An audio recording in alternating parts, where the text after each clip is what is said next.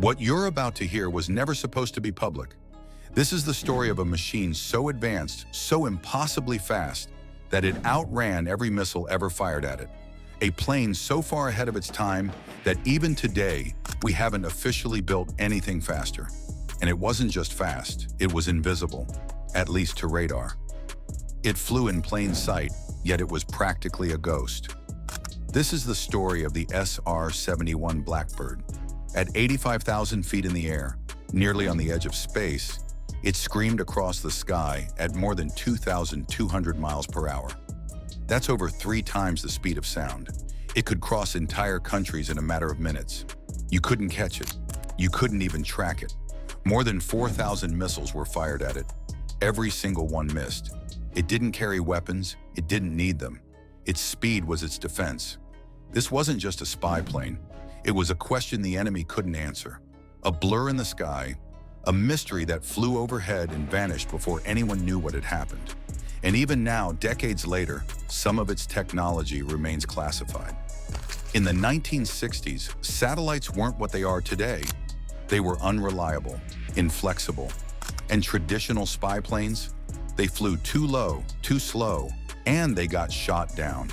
When the Soviets captured a U-2 pilot, it sent a wave of panic through the CIA. They needed something new, something better. So they turned to Lockheed's most secretive division, Skunk Works. Run by a brilliant engineer named Kelly Johnson, the Skunk Works team was given an impossible order. Build a plane they can't see, can't catch, and can't shoot down. And somehow, they did. To achieve this, they needed a material stronger and lighter than anything the US had in stock. They needed titanium. But there was a problem. America didn't have enough of it. So in an incredible twist of irony, the CIA quietly arranged to buy it through shell companies from the very country they were spying on, the Soviet Union. Yes, the world's fastest spy plane was built using Soviet metal. The SR-71 was unlike anything that had flown before. It couldn't idle on the runway like a normal jet. It actually leaked fuel on the ground. Why? Because its parts were designed to fit loosely when cold, expanding and sealing only once the plane reached its blistering cruising speed. Its fuel, JP-7, was so stable you could drop a lit match in it and nothing would happen. To ignite it, engineers had to use a chemical compound derived from rocket fuel. When it flew at Mach 3, the skin of the aircraft would glow red hot. Friction stretched the entire frame by several inches mid-flight. Pilots reported looking out of the cockpit and watching the edges of the plane literally flexing under the heat. At those speeds, it didn't dodge missiles. It outran them. Radar could lock on, but by the time the missile reached that position, the SR-71 was already gone. It flew over Vietnam, North Korea, the Middle East, and skirted the edges of Soviet airspace, all without being shot down. MiG interceptors scrambled at full throttle, just trying to get close. But by the time they reached their ceiling, the Blackbird was already a fading dot in the distance.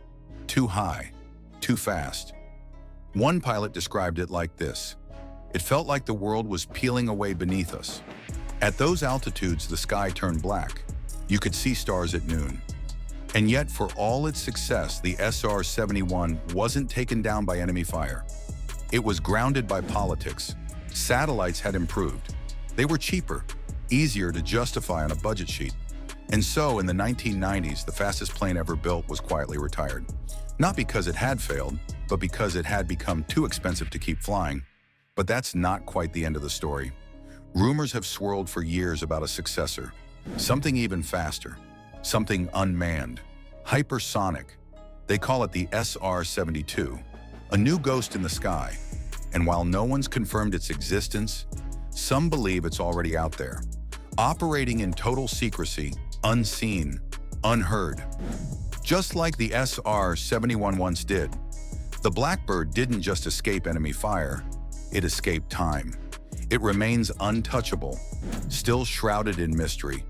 And maybe, just maybe, it's not alone anymore.